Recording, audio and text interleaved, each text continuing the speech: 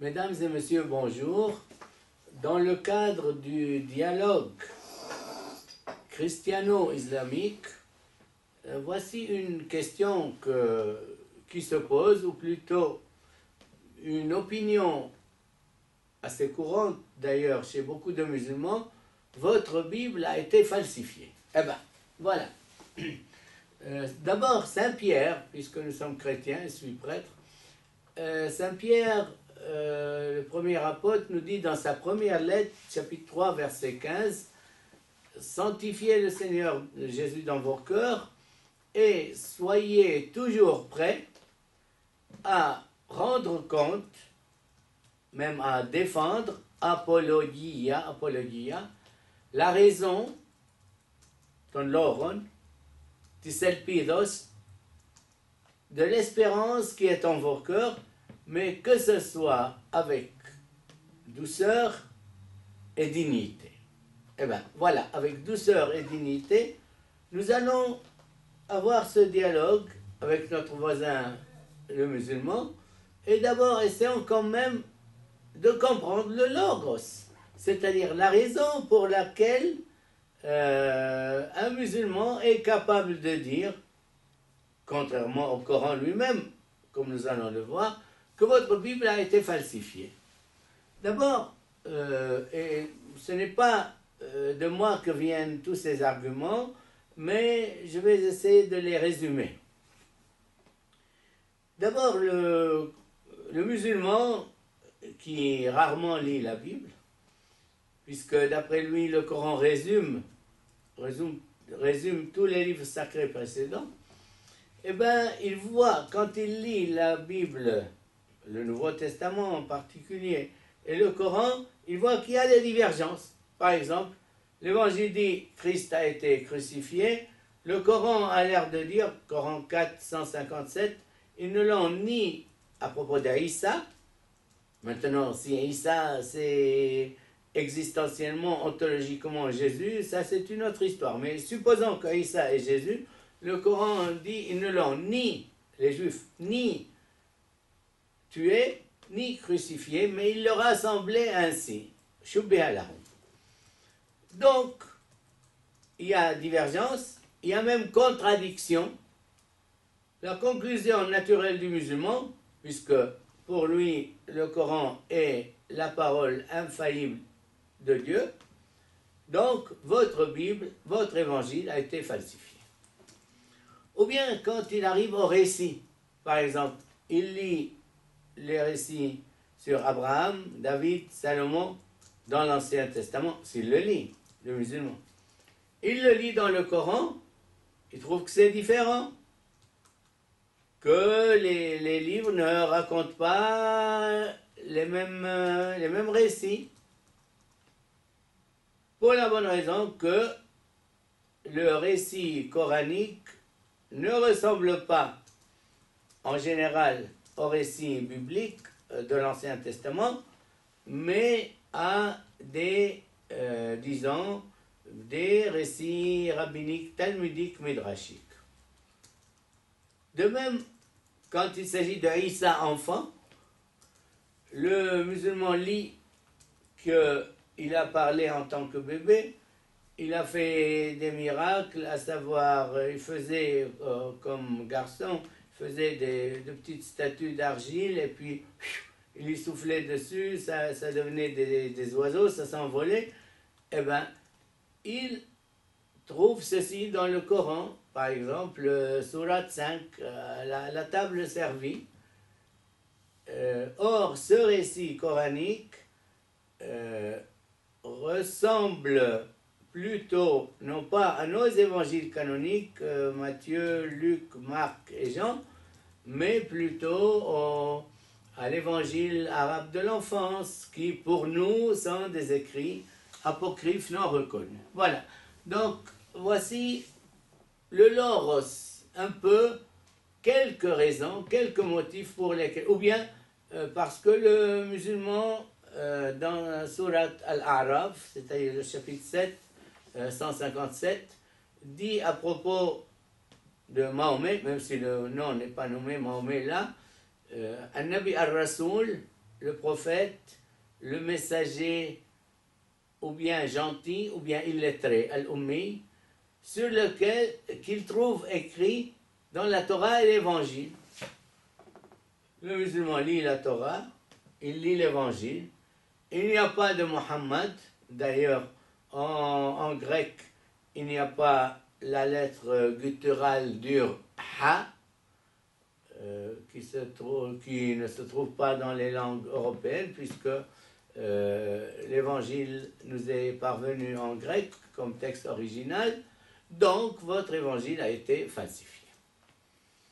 Bien sûr, demandez aux exégètes, demandez aux archéologues, demandez aux savants des papyrus, demandez aux savants des manuscrits, demandez aux savants de la critique textuelle, Nestlé, Haaland, enfin, la Bible de Stuttgart, tous ces gros bonnets de l'exégèse, des manuscrits, des papyrus, ils vont vous dire que très peu de livres dans l'Antiquité ont l'authenticité de la Bible, ont été aussi bien documentés en manuscrits, en papyrus, en codex, comme la Bible, Ancien et Nouveau Testament.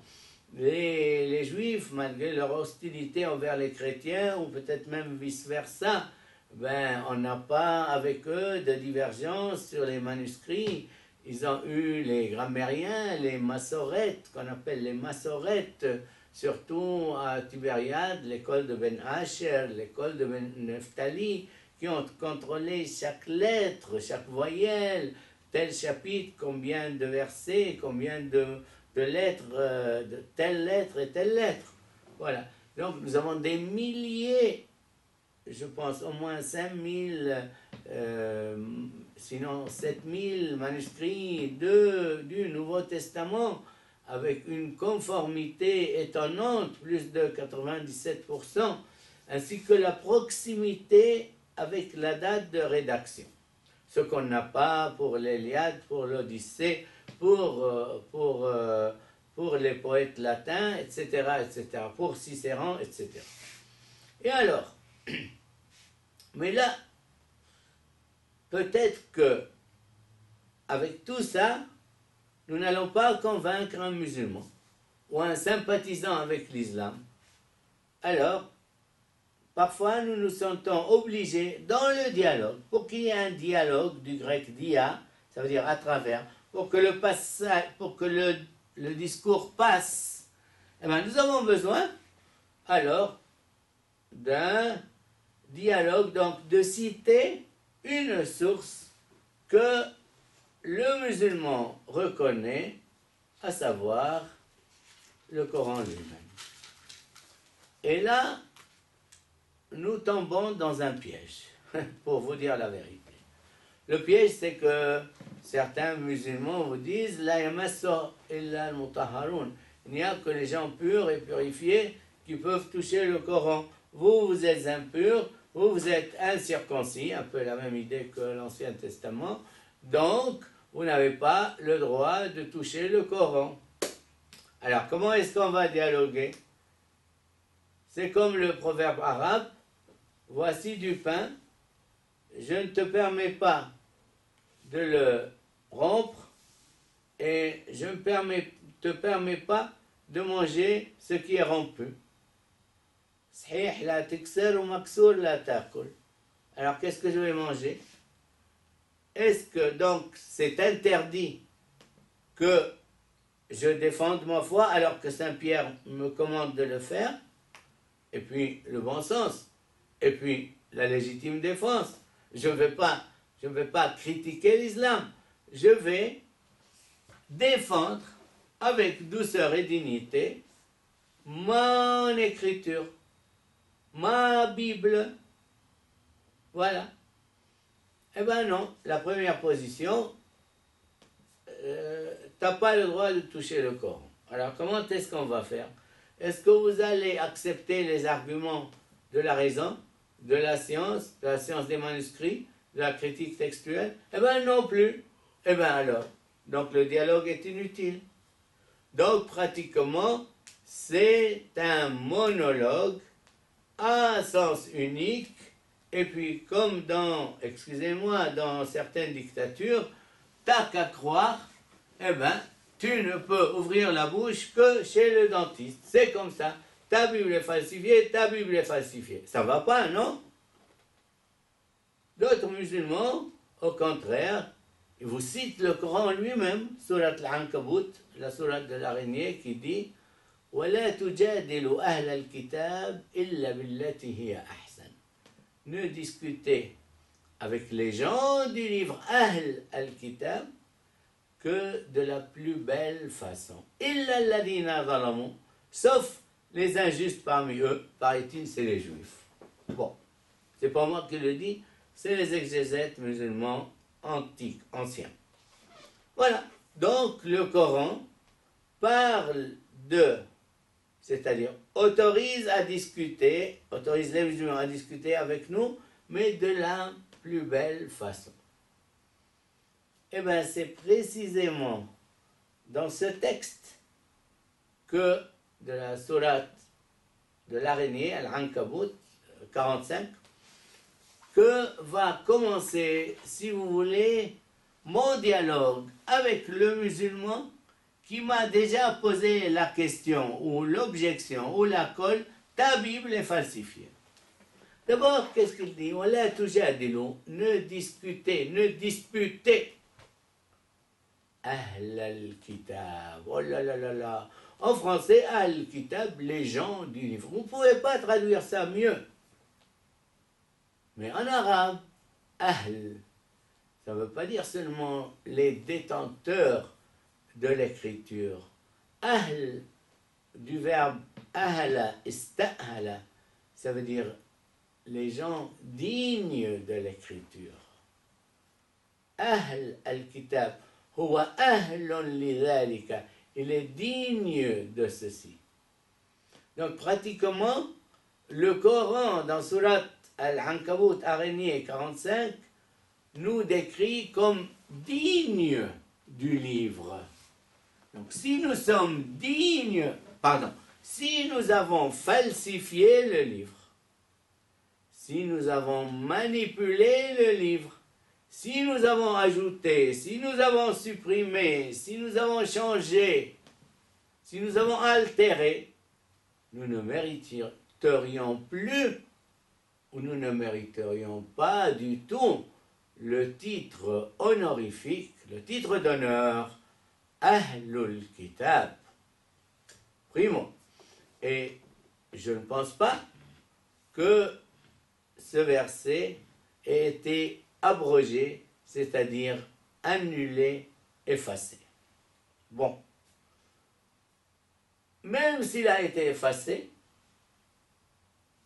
on va concéder ça, eh bien, au moins pour un certain temps, au 7e siècle, début, plutôt moitié, fin, eh bien, le Coran affirme l'authenticité de notre kitab en nous qualifiant de gens dignes du livre Ahl al-Kitab. Bon. Il y a d'autres textes coraniques plus explicites, à savoir Coran 2, 121. Coran 2, 121. الذين أتيناهم الكتاب يتلونه حق تلاوته. الجلالان يفسر أي كما أنزل. Ceux auxquels nous avons donné l'écriture, le kitab, le récitent comme il faut qu'il soit récité. Et Al-Jalalan, c'est-à-dire les deux Jalal, Jalaluddin As-Suyuti et puis l'autre, explique ceci, Kama Unzel, comme il a été révélé, comme il a été littéralement descendu, Kama Unzel, At-Tanzil, la révélation. Nous avons un autre texte, de Coran 10, Jonas 94. 10, 94. Allah s'adresse à Mahomet, même s'il n'y a pas le nom de Mahomet là.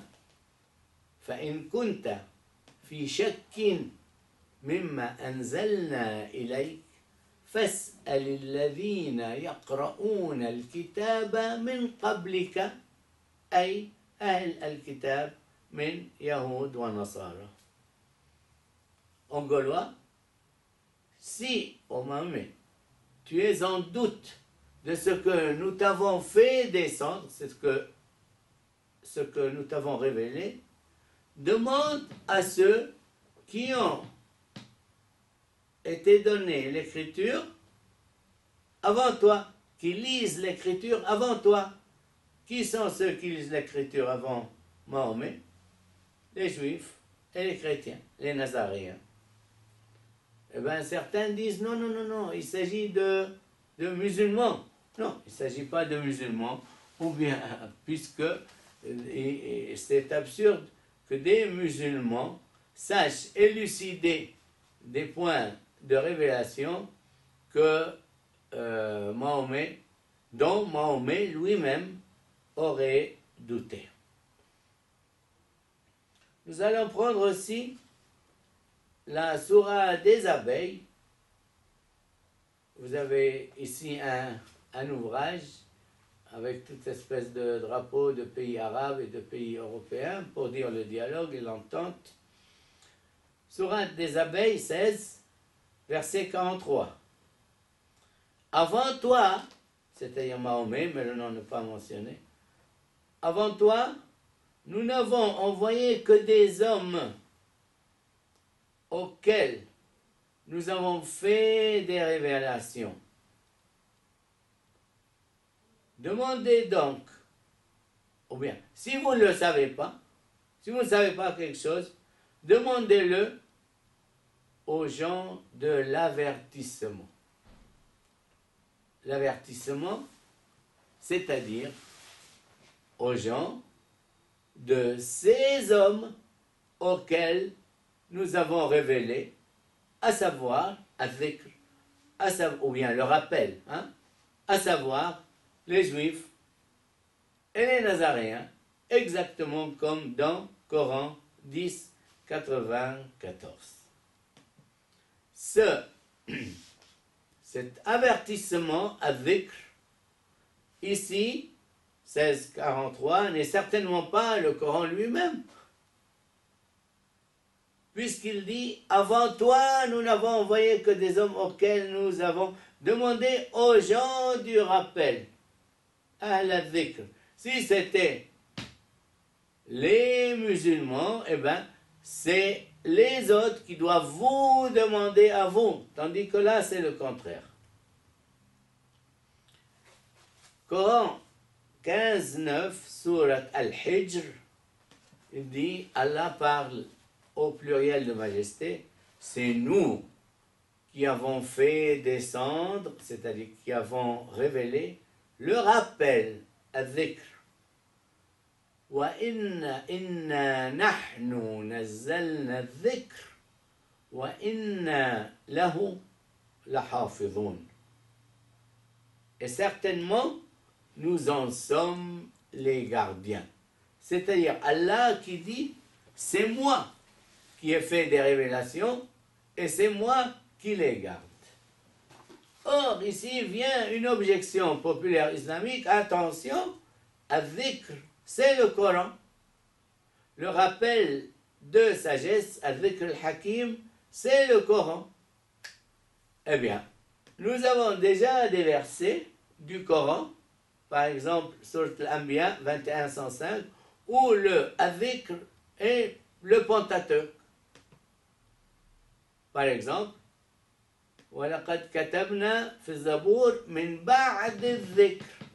Nous avons écrit dans le psautier de David, après le rappel, c'est-à-dire le Pentateuque et même d'autres livres sacrés, que la terre sera héritée par mes serviteurs fidèles. Ensuite, à propos du Pentateuque lui-même, Diya وذكر. Par exemple, toujours, Sourate des Prophètes 21, 48.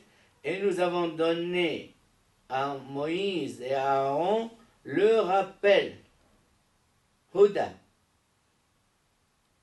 pour ceux qui craignent Dieu.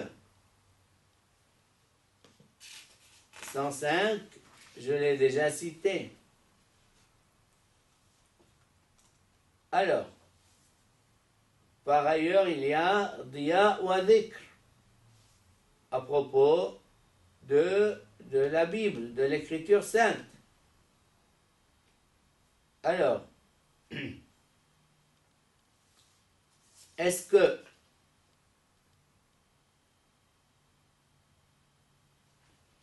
je vois s'il y a d'autres textes. Donc jusqu'à maintenant, nous avons vu que la Bible est authentique, non falsifiée. Mais vous allez quand même insister. Ah, je voudrais revenir sur Al-Hijr 9. 15, 9. Inna nahnu nazzalna dhikr wa inna lahu lahafidhun. Et ça sera la fin de cette première partie. Si vous dites, si vous insistez à dire que le dhikr c'est le Coran, dans le sens que Allah aurait préservé seulement le Coran et n'aurait préservé, attention, hein, ni les manuscrits d'Abraham, les codes d'Abraham, Suhuf Ibrahim, ni la Torah, attribuée à Moïse bien sûr, ni le Zabour, le psautier, attribué à David, ni le Injil, qui est de Isa. Allah n'aurait préservé que le Coran, alors là c'est très grave. Parce que ça veut dire que là, Allah ne serait pas tout puissant, puisque sur 5 livres sacrés, il n'en a préservé qu'un seul. Allah n'aurait pas été omniscient, hasha. Comment ne savait-il pas qu'un jour ou l'autre, 4 livres sur 5 seront perdus ou falsifiés? Allah ne serait plus miséricordieux envers les Juifs et les Nazaréens et les gens même avant les Juifs, avant Moïse.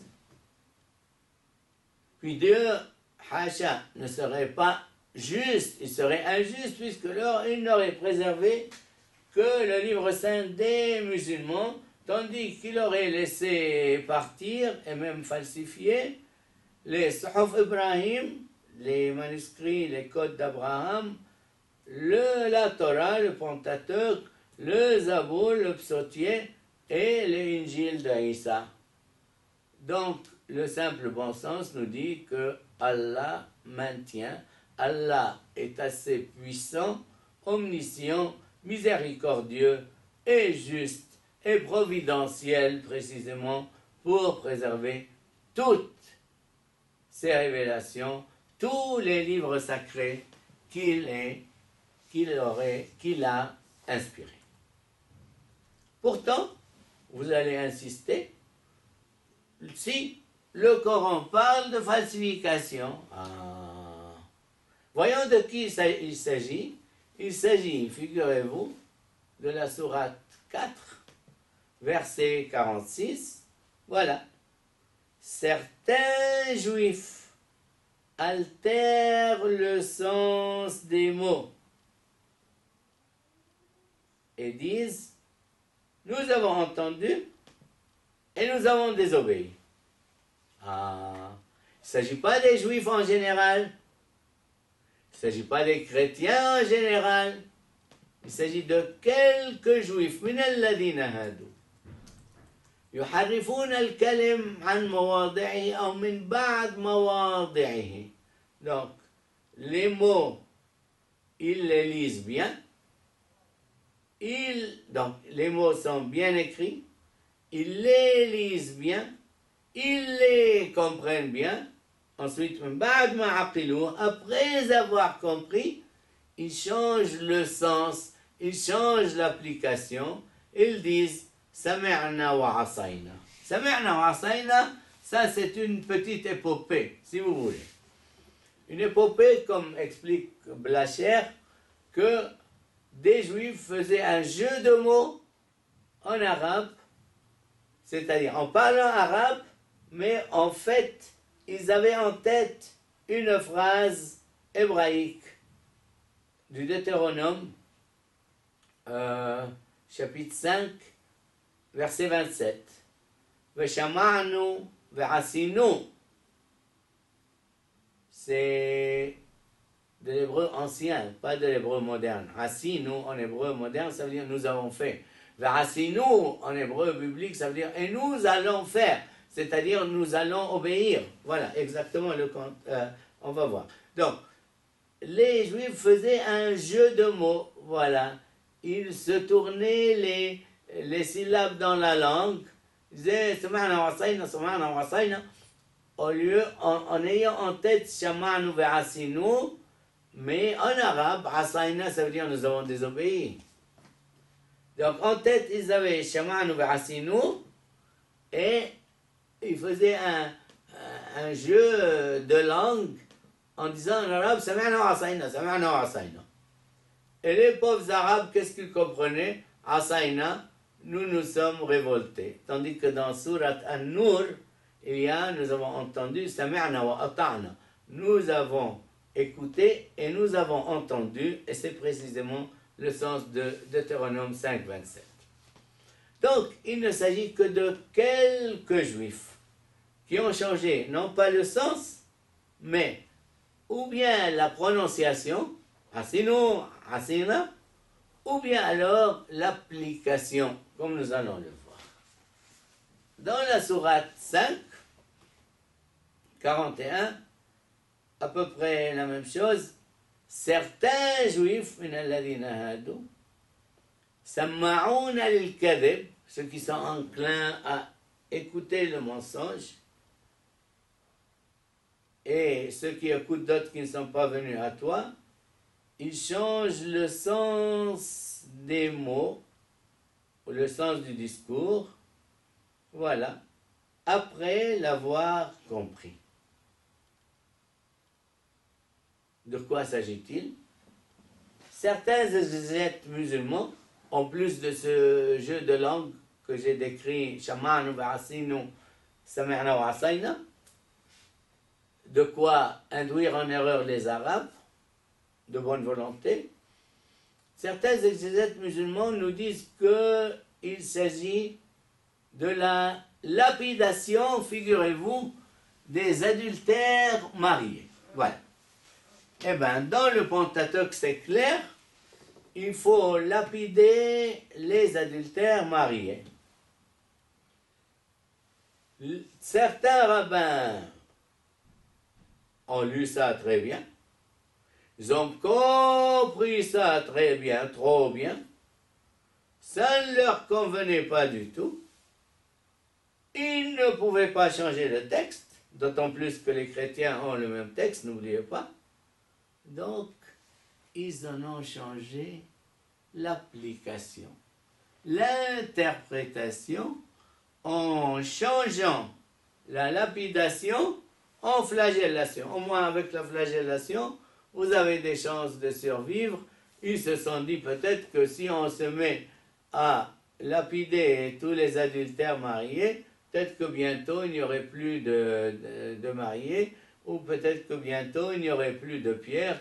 Alors autant vaut commuer, changer la peine de lapidation à flagellation. Tant il est vrai que du temps de Jésus, les Juifs n'avaient pas, ou n'avaient plus l'autorité de lapider qui que ce soit, d'où la colle était inutile auprès de Jésus, des pharisiens qui ont apporté une femme prise en flagrant délit d'adultère, sans bien sûr apporter son partenaire, lequel avait fichu le camp, quoi, était parti dans le décor. Mais ensuite, en Europe, depuis la réunion de Mayence en l'an 1000, avec Rabbi Gershon, eh ben, les Juifs ont carrément supprimé lapidation, flagellation, excision des femelles, répudiation, polygamie, et même maintenant, les Juifs installés militairement et politiquement en Terre Sainte depuis 70, eh ben, ils ont éliminé tout ça aussi. Voilà. Bien sûr, dans le Coran, il y avait bien un verset au chapitre 33, Al-Ahzab, les partis pris ou bien les partitions, qui parlaient de la nécessité de lapider, voilà, l'ancien et l'ancienne qui commettaient l'adultère, et ce texte n'est plus présent dans le Coran, mais il est toujours applicable. Il y a aussi dans la sourate de la Genèse 101, et quand un envoyé leur arriva, confirmant ce qu'ils avaient entre les mains, certains d'entre ceux qui ont reçu l'écriture l'ont rejeté comme s'ils étaient ignorants. Ils ont rejeté, mais ils n'ont pas falsifié. Conclusion, le Coran ne dit jamais que nos écritures ont été falsifiées, et comme le résume très bien Abbas Mahmoud Al-Aqqad, repris par le père Bormans, d'ailleurs, que s'il y a eu manipulation, elle n'a pas eu lieu dans le texte de la révélation, fi tanzil, mais dans l'interprétation, fi at-ta'wil, et non pas chez tous, mais chez certains juifs. Merci beaucoup de votre attention.